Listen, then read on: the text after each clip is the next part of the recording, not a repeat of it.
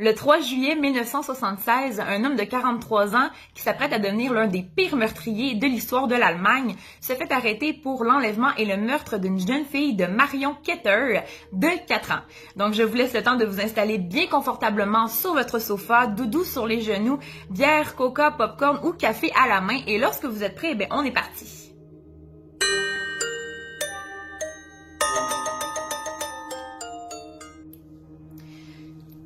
Donc, le sujet d'aujourd'hui est un des pires meurtriers en série de l'histoire de l'Allemagne. On parle de Joachim Kroll, qui est né le 17 avril 1933 en pleine montée nazie. Donc, il vit dans l'est de l'Allemagne avec son père, sa mère ainsi que ses 8 frères et sœurs. Et malheureusement, c'est pendant cette guerre qu'il va perdre son père. Donc, Joachim Kroll va aller à l'école pendant 5 années. Et c'est pendant ces 5 années-là qu'il va commencer à subir de l'harcèlement. Il va commencer à se faire frapper, à se faire maltraiter à l'école. Et pendant ce temps, il va commencer à souffrir d'énurésie nocturne. Qu'est-ce que l'énurésie nocturne, en fait? C'est le fait de faire pipi au lit pendant la nuit. Donc, il va commencer à souffrir de ce problème. Et ensuite va venir la fascination pour les feux. Donc, il va commencer à faire acte de pyromanie pour en fait pouvoir s'évader un peu de sa vie et de sa famille. Il va souvent se réfugier dehors. Donc, il va fuir le domicile familial. Et il va commencer à mettre le feu à des petits objets tels que des branches, des feuillages, et il va en prendre goût. Et plus il va vieillir, et plus ce qu'il va mettre au feu va être plus gros. Donc, des fois, ça va être des gros tas de branches, du bois qu'il y a dans des granges, de la paille et des choses comme ça. Ensuite, évidemment, il est extrêmement pauvre et il va finir par abandonner l'école après 5 ans. Son QI a été évalué à 76. La normalité, c'est environ 100. Ça se situe entre 80 et 110, mais la normalité, c'est 100. Donc, Joachim Kroll est vraiment presque 20 points en dessous du quotient intellectuel d'une personne normale. Donc, on voit un peu que c'est à cause de ça qu'il se faisait écœurer à l'école, qu'il se faisait harceler à l'école. Il n'était pas très intelligent, il n'avait pas beaucoup de maturité, en fait.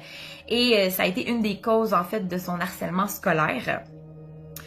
En fait, après, il va avoir de l'énurésie nocturne, il va aussi souffrir de pyromanie, mais au fil du temps, il va découvrir aussi qu'il adore torturer des animaux. Donc, il va faire acte de cruauté envers les animaux. Et là, on rentre dans la triade McDonald.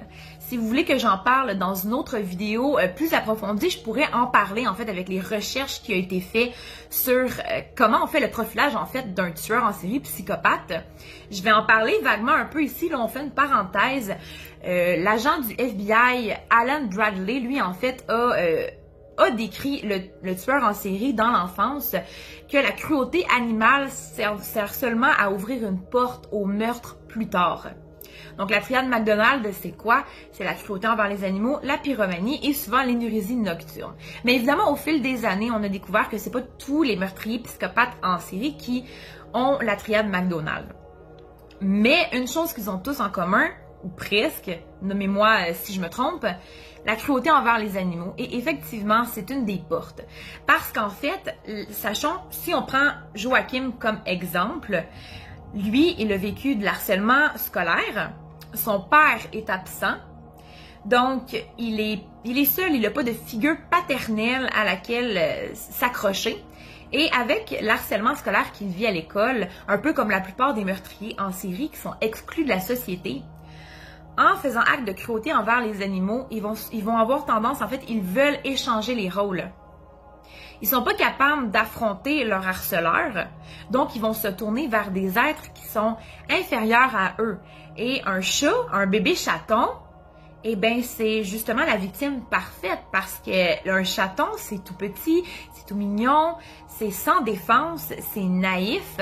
Donc, ils vont se tourner vers ce genre d'animaux-là pour justement essayer d'inverser les rôles et d'avoir un peu plus d'emprise, enfin, une fois dans leur vie. Donc, souvent, c'est pour ça qu'ils vont faire la cruauté envers les animaux. C'est pour interchanger les rôles qu'ils ont avec leur harceleur. Parce que avec les humains, c'est eux les victimes, mais lorsqu'ils se tournent vers l'animal, c'est l'animal la victime et eux, ils ne sont plus victimes. Ils sont les harceleurs, ils sont les agresseurs. Ça remonte un peu leur estime et c'est pendant ces plusieurs années-là qu'ils vont se pratiquer. C'est vraiment là qu'ils vont commencer à trouver des trucs, des astuces et leurs fantasmes vont évoluer. Donc, en fait, quand on fait le profilage d'un tueur en série, moi, ce que j'ai trouvé super, en fait, avec Joachim Kroll, c'est qu'il a été placé dans la catégorie des tueurs en série non organisés. Donc, on a les tueurs en série qui sont organisés et ceux qui ne le sont pas. La plupart des meurtriers en série sont organisés. Ils ont un mode operandi qui est à peu près le même avec toutes leurs victimes. Exemple. Je suis un homme et moi, en fait, mon type de victime préférée, c'est les femmes, les jeunes femmes dans la vingtaine aux cheveux blonds. Donc, je vais faire du repérage. Je vais faire la phase Dora. Ça aussi, si vous voulez que j'en parle dans une autre vidéo, les phases, en fait, des meurtriers en série, écrivez-moi là en commentaire, ça va me faire plaisir, mais c'est déjà quelque chose que je veux parler. Si vous voulez que j'en parle, je vais le faire, mais si j'ai pas vraiment de commentaires, peut-être que j'en ferai pas. Donc, ils vont entrer dans leur phase d'aura et c'est là vraiment qu'ils vont commencer à chercher leurs victimes. Donc, ils vont chercher leurs victimes et ensuite, leur mode operandi va commencer. Donc, je cherche ma petite blondinette de 20 ans, je l'ai trouvée, elle se trouve dans un bar. Je vais attendre qu'elle sorte et lorsqu'elle va sortir, je vais la suivre pas trop loin, mais quand même assez. Je suis la petite blondinette, j'arrive dans une ruelle, je l'attrape dans la ruelle, je la monte dans mon véhicule et je pars. Ensuite, je vais la séquestrer pendant 2 jours, faire ce que je veux avec elle. Je vais finir par la tuer, par l'étrangler, par la violer et par la tuer. Donc, j'étrangle, je viole et je tue. Ça, c'est le modus operandi de la plupart des meurtriers en série. Ils vont avoir leur signature. C'est en fait avec ça qu'on finit par faire le profilage des meurtriers en série. C'est grâce à leur modus operandi. Comment on dit en français? Leur mode opératoire. Donc, c'est grâce au mode opératoire qu'on va réussir à faire le profilage du meurtrier.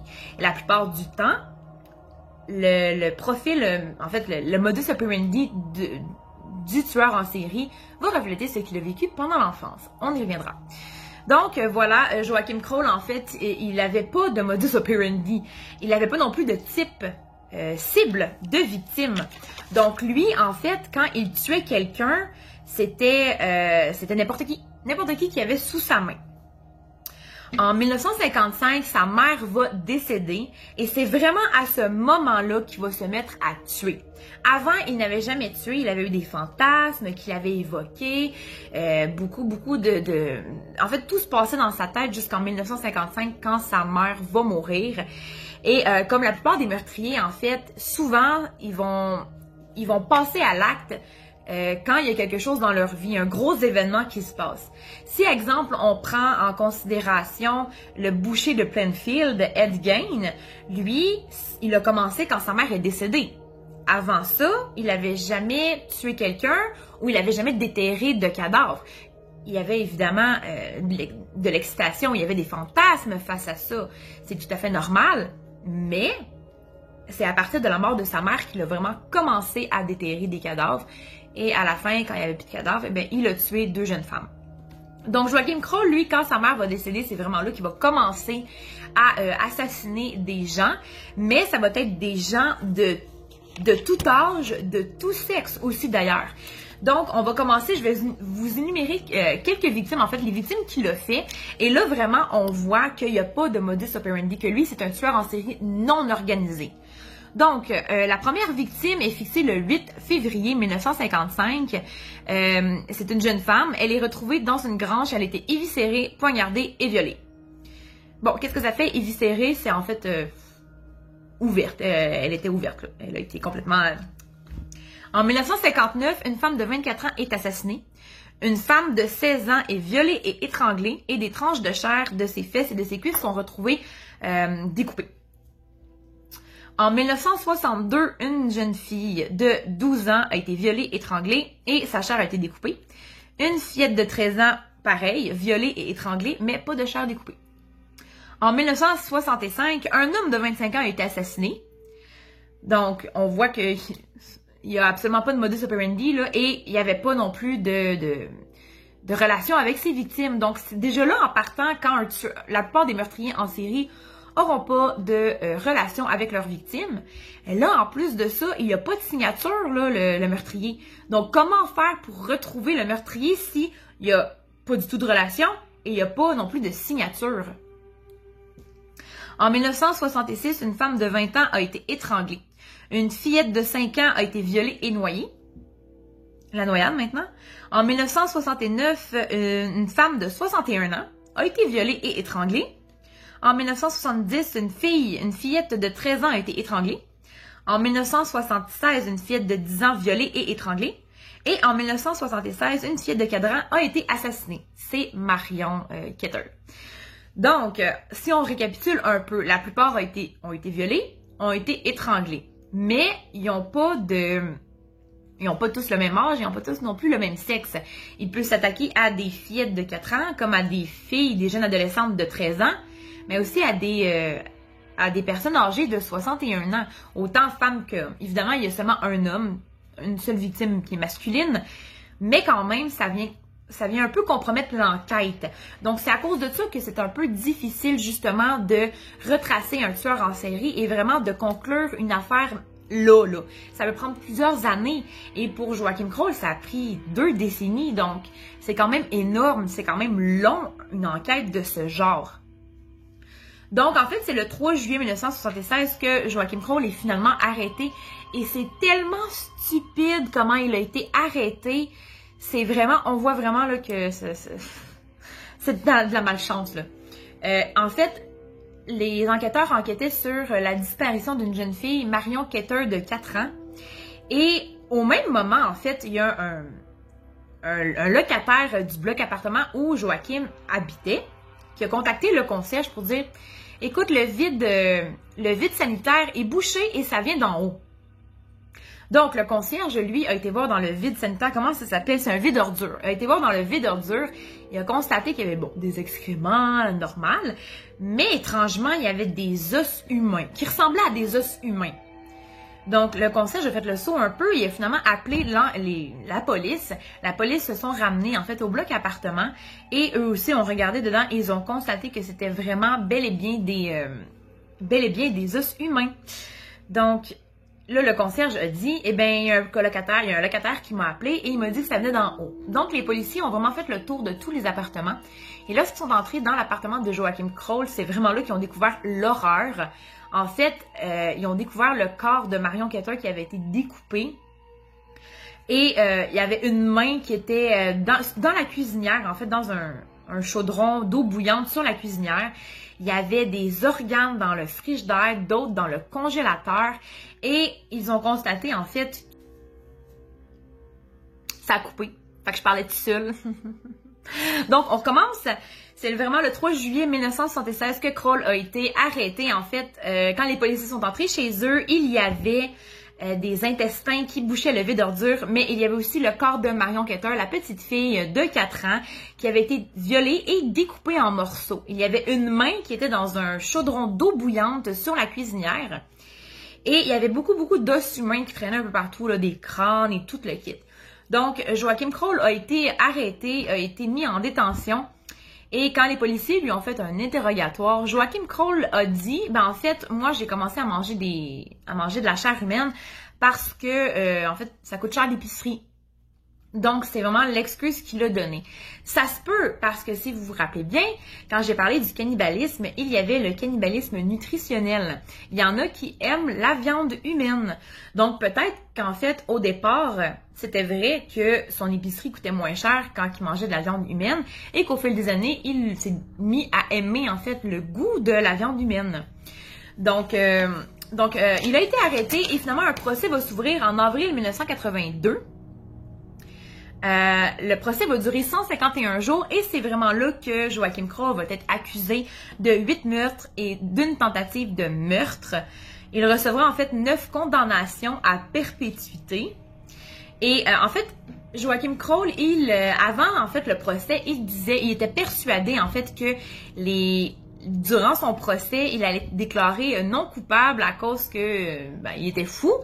et qu'il allait seulement aller en thérapie, devoir aller en thérapie pendant X nombre de temps et qu'ensuite il allait pouvoir sortir et recommencer sa vie. Mais finalement, c'est pas du tout ce qui est arrivé. Et Crowell, en fait, il va décéder en 1991, donc seulement 9 ans après son incarcération, d'une crise cardiaque. Donc ça, c'est l'histoire de Joachim Crowell. En fait, je pense que ce genre de personne-là, oui, il avait des problèmes. Oui, en fait, il avait tout d'un meurtrier en série, psychopathe. Ben, peut-être pas psychopathe, mais meurtrier en série. Surtout dans son enfance, un père absent, la pauvreté, l'harcèlement scolaire, l'énurésie nocturne. Oui, malheureusement, ça en fait partie. La cruauté envers les animaux et la pyromanie, la triade McDonald, il l'avait. Il l'avait. Et en fait, je pense que le neurologue McDonald, en fait, celui qui a créé la triade, qui a découvert la triade, avait raison sur lui.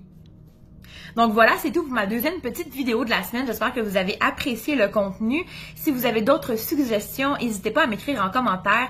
Vous pouvez aussi me suivre sur mon Facebook et m'écrire des messages privés sur Facebook et sur mon Instagram.